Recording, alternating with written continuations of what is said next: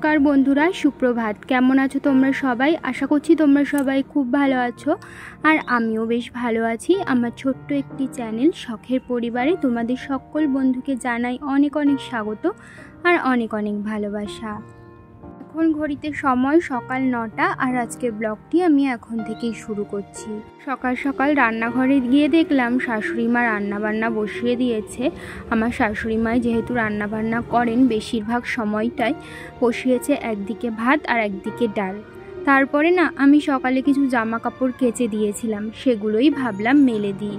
অনেকক্ষণ আগেই আমি স্নান করেছি, কিন্তু না এই জামা কাপড়গুলো মেলতে পারছিলাম না। তার কারণ ছেলেকে যেহেতু স্কুলের জন্য তৈরি করছিলাম, স্নান করে এসেই না ওকে ঘুম থেকে টেনে তুলে ওর চোখ মুখ ধুইয়ে ওকে খাইয়ে দাইয়ে তারপরে রেডি করিয়ে দিলাম। তারপরে এখন ওর পাপা ওকে নিয়ে দেখো স্কুলের দিকে রওনা দিচ্ছে। স্কুল শুরু হয় 9টার থেকে, আর এখন ঘড়িতে ওই 9:05 মতো বাজে।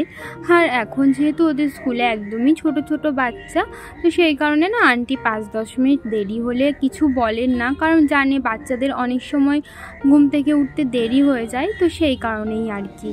তো যাই হোক, ওরা স্কুলে চলে যাওয়ার পর আমি এদিকে ঠাকুরের বাসন নিয়ে বসে পড়েছি ঠাকুরের বাসনগুলো মাজবার জন্য, কারণ পুজো দিতে হবে, তো সেই জন্যই আর কি। আর আজকের বারটি ছিল বৃহস্পতিবার, আর বৃহস্পতিবার তো একটু বেশি বাসন হয় অন্যান্য দিনের তুলনায়, তো সেই কারণে না বৃহস্পতিবার ঠাকুরের বাসন মাজতে মোটামুটি আমার 1 ঘন্টা সময় লেগেই যায়। কারণ অন্যান্য দিন একটু ভালো করে না মাজলেও বৃহস্পতিবার না একদম ভালো করে চকচক করে ঠাকুরের বাসনগুলো মাজি। যেহেতু পিতলের বাসন, তারপরে তামারও কয়েকটা বাসন আছে, তো সেই কারণে না বাসনগুলো একটু চকচক করে না মাজলে না আবার ভালো লাগে না দেখতে। তো সেই জন্যই বৃহস্পতিবার দিন করে না একটু সময় নিয়ে যেহেতু বাসন মাজি, তো সেই কারণে একটু সময়ও লেগে যায় পুজো দিতে। এদিকে ঠাকুরের বাসনগুলো আমার সমস্তটাই মাজা হয়ে গেছে। মাজার পর বাসনগুলো এক এক করে ধুয়ে তারপরে রেখে দিচ্ছিলাম। এখনও না ফুল তুলতে বাকি আছে, ফুল তুলতে হবে। তারপরে ঠাকুর ঘরটাও মোছা হয়নি, ঠাকুর ঘর মুছে তারপরে পুজো করতে হবে। এই দেখো আমি সমস্তটাই করে নিয়েছি, ফুলও তুলে নিয়েছি আর ঠাকুর ঘরও মুছে নিয়েছি, সেগুলো তোমাদের সাথে শেয়ার করিনি। পরে চলে এসেছি পুজোর ঘরে। আর আজকে যেহেতু বৃহস্পতিবার, তো সেই কারণে ঠাকুরের আসনের সমস্ত কাপড় কিন্তু আমি বদলে নিয়েছি, আর ঠাকুরগুলো সমস্ত এক এক করে মুছিয়ে মুছিয়ে আমি কিন্তু আসনে রেখেও দিয়েছি। পরে এখন চন্দন ঘষে নিচ্ছি, কারণ ঠাকুরকে চন্দন তুলসী পরাবো, তো সেই কারণে। তোমরা হয়তো ব্যাকগ্রাউন্ডে একটু শব্দ পেলেও পেতে পারো, তার কারণ তো দুটো আছে। একটা হচ্ছে আমার বাবার বাড়ি না একদমই রাস্তার উপরে, তো সেই কারণে রাস্তার দিয়ে তো সব সময় গাড়ি চলতেই থাকে, তো সেই কারণে গাড়ির শব্দ তো হয়তো তোমরা পেতেই পারো। তার উপরে আমাদের বাবার বাড়ির সামনেই হয় জামাই ষষ্ঠীর মেলা, তো সেই কারণে মেলায় না এখন মাইক বাজিয়ে দিয়েছে। আমি যেহেতু এই বিকেলের টাইমটায় ভয়েস ওভার দিচ্ছি, আর মাইক না একদমই চালু করে দিয়েছে, বিকাল দিয়েই চালু করে দেয়, তো ওই মাইকের আওয়াজও হয়তো তোমরা পেতে পারো। ভেবেছিলাম সকালের দিকে ভয়েস ওভারটা দিয়ে রাখবো, কিন্তু না সময় পাইনি। এখানে এসে না সমস্ত কাজে একদম ঢিলা হয়ে যায়, কেন জানি না। তো যাই হোক, চলো ওদিকে আমি কিন্তু ফুল দিয়ে ঠাকুরের আসনও সাজিয়ে নিয়েছি। তারপরে এখন কেটে নিচ্ছি ফল ঠাকুর সেবা দেবার জন্য। একটা আম রেখে দিয়েছিলাম, আজকে যেহেতু বৃহস্পতিবার তো ঠাকুরকে দেবো বলে। আর হাজব্যান্ডকে কালকেই বলেছিলাম ফুল নিয়ে আসতে, ফুল নিয়ে এসেছে, কিন্তু না মিষ্টিটাও আনতে পারিনি। তো আজকে বাড়ির সামনেই এসেছিল একটা মিষ্টিওয়ালা, তো ওনার কাছ দিয়েই কয়েকটা মিষ্টি রেখে দিয়েছি ঠাকুর পুজো দেবার জন্য। এই দেখো ঠাকুরের বাটাটা গুছিয়ে নিলাম, এখন ঘরটা পেতেই ঠাকুর পুজোটা দিয়ে নেব। ঘরটা না এখনো পাতা হয়নি, লক্ষ্মীর ঘরটা একেবারে প্রদীপ আর ধূপকাঠি জ্বালিয়েই লক্ষ্মীর ঘরটা পাতবো। তো ভাবলাম প্রদীপ আর ধূপকাঠি জ্বালানোর আগে ঠাকুরের প্রসাদটা গুছিয়ে নিই।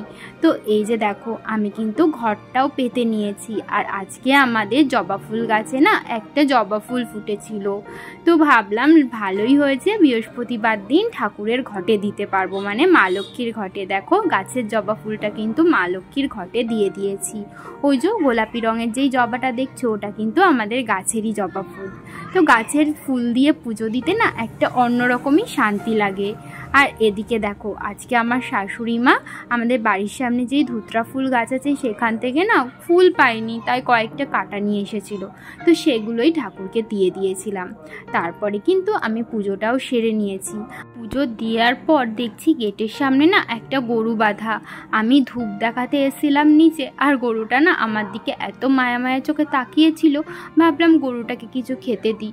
তো ভাবি যে কি খেতে দেব, ঘরে তো সেরকম কিছু ছিলও না, তাই ভাবলাম একটু প্রসাদ দিই। আর একটা না কলা ছিল, তো সেই কলাটাও দিয়েছি, আর আমের খোসা সব কিছু নিয়ে না ওই গামলাটার মধ্যে দিয়ে দিলাম। এখন গরুটা দেখলাম বেশ তৃপ্তি করে খেলো।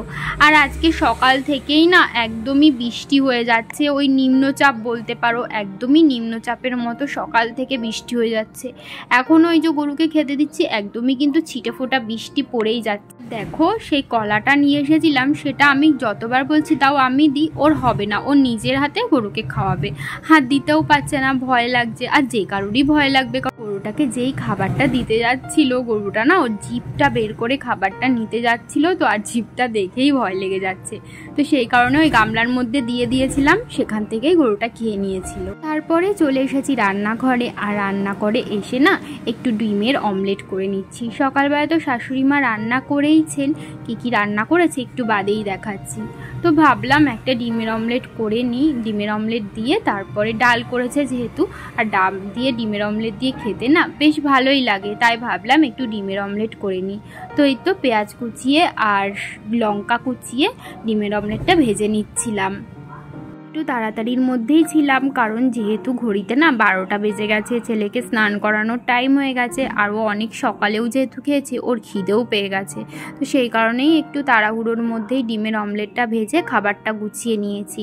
আর আজকে আমাদের রান্না হয়েছিল পুঁই শাকের চচ্চড়ি, ডাল, আর আমি ভেজে নিয়েছি একটা ডিমের অমলেট, ওটা দিয়েই দুপুরের খাওয়া দাওয়াটা সেরে ফেলেছি। আর দেখো বাইরে এখনও একদম ছিটে ফোটা করে মানে টিপ টিপ করে বৃষ্টি হয়ে যাচ্ছে। আজকে সারাটা দিন বৃষ্টি হলো একদম নিম্নচাপের মতো। তো যাই হোক, নাকি এই বৃষ্টিটা শনিবার অবধি থাকবে, এই নিম্নচাপটা শনিবারের পর তারপরে কাটবে, জানি না কতটা সত্যি কতটা মিথ্যে। আর এই গরমকালটা তো একদম বর্ষাকালের মতোই কেটে গেল, মনে হলো না এটা গরমকাল, মনে হলো যেন বর্ষাকাল। তো যাই হোক, এদিকে দেখো আমি দুপুরবেলা ছেলেকে খাইয়ে দাইয়ে নিয়ে আমি একটু শুয়েছিলাম।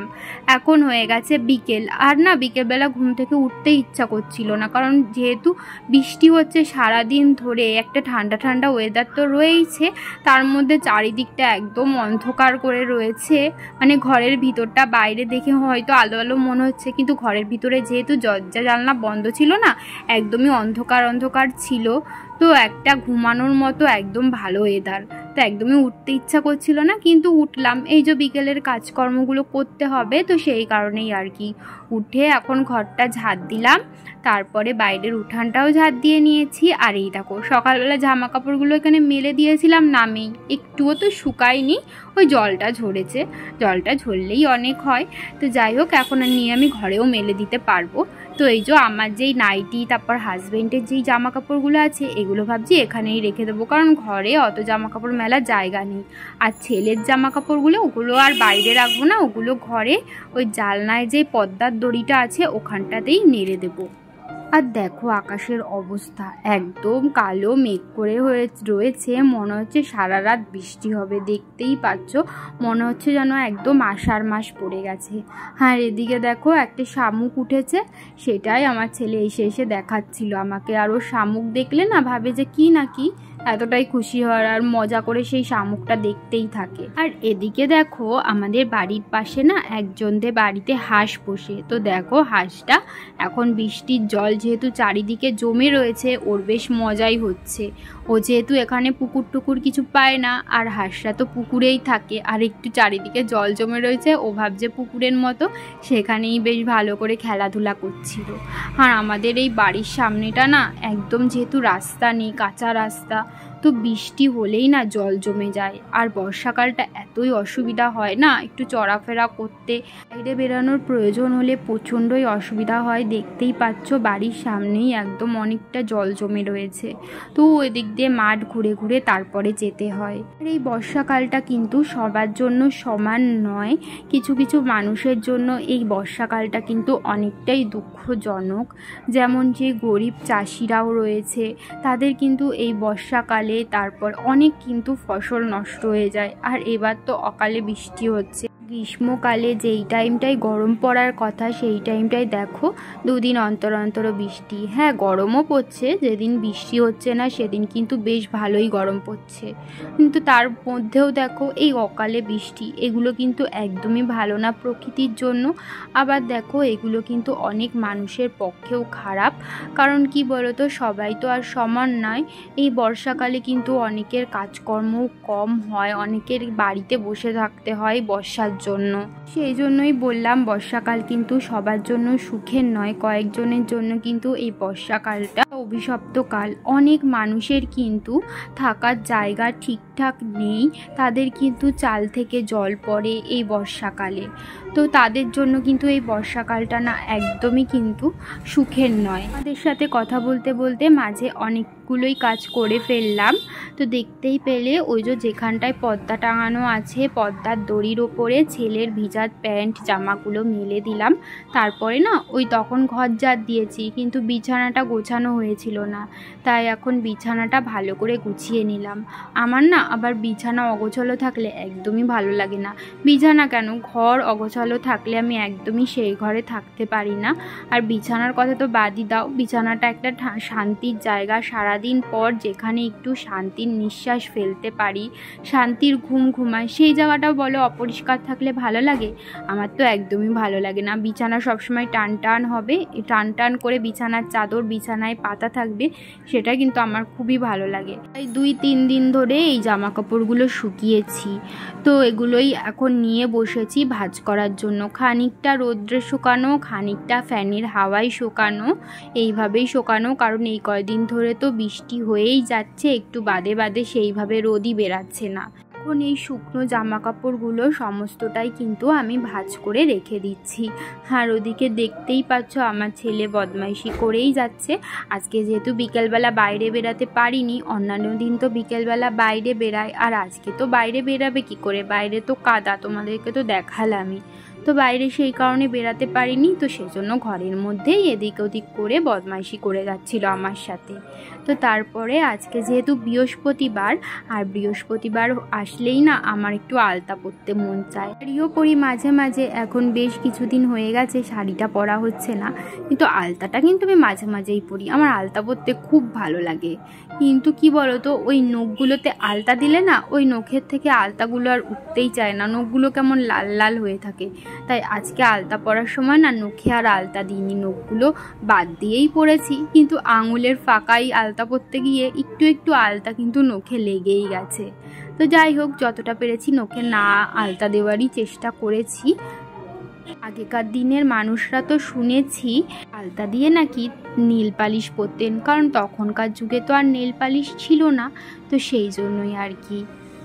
মাঝখানে আমি এইভাবে সাধারণত গোল দিই না পায়ের মধ্যে, কিন্তু আজকে কি যেন একটা মনে হলো, তাই ভাবলাম যে একটু মাঝখানে একটা গোল দিই। ভেবেছিলাম আর একটু ডিজাইন করব, কিন্তু সেগুলো আর করতে পারলাম না। পুরা ঘড়িতে এখন বাজে রাত 10:30, অনেকক্ষণ বাদেই তোমাদের সামনাসামনি আসলাম। সেই তোমাদের সাথে লাস্ট ভিডিও শেয়ার করেছি যখন সন্ধ্যাবেলা আলতা পরছিলাম তখন, তারপরে কোনো রকম আর ভিডিও বানানো হয়নি। সন্ধ্যার থেকে কি করেছি না করেছি কিছুই তোমাদের সাথে শেয়ার করা হয়নি। তো সন্ধ্যাবেলা তো সন্ধ্যা দিয়েছিলাম, তারপরে ছেলেকে নিয়ে বসেছিলাম পড়াতে। ওকে পড়িয়ে উঠেছি ওই 8:30 নাগাদ। পড়িয়ে ওঠার পর ওকে রাতের খাবারটা খাওয়ালাম, আমি খেলাম। তারপর রান্নাঘর পরিষ্কার, রাত্রেবেলা রান্নাঘর পরিষ্কার করেই রাখি করলাম। তারপরে এখন নিচে আসলাম, নিচে এসে বিছানা করলাম, ছেলে জামা প্যান্ট পাল্টে দিলাম। তারপরে এখন তোমাদের সাথে কথা বলছি। আর ভিডিওটা ভাবছি এখানেই শেষ করে দেবো। আজকে না সারাদিন কি করে যে কেটে গেল ব্যস্ততার মধ্যে দিয়ে বুঝতেই পারলাম না, আর তোমাদের সাথে সেরকম কোনো ভিডিওই শেয়ার করতে পারলাম না। প্রত্যেক বৃহস্পতিবারই আমার এরকম ব্যস্ততার মধ্যে দিয়েই কাটে। তো কোথা দিয়ে যে কেটে যায় সময় বুঝতেই পারি না। তো যাই হোক, চলো বন্ধুরা, আজকের ভিডিওটা এই পর্যন্তই রাখছি। তোমাদের সাথে আবারও দেখা হবে পরবর্তী ভিডিওতে। ততক্ষণের জন্য তোমরা ভালো থেকো, সুস্থ থেকো, সাবধানে থেকো, আর আমার এই ছোট্ট চ্যানেলটির পাশে থেকো। তাহলে আজকের মতো এখানেই টাটা, শুভরাত্রি। টাটা দিয়ে দাও, বলো শুভরাত্রি।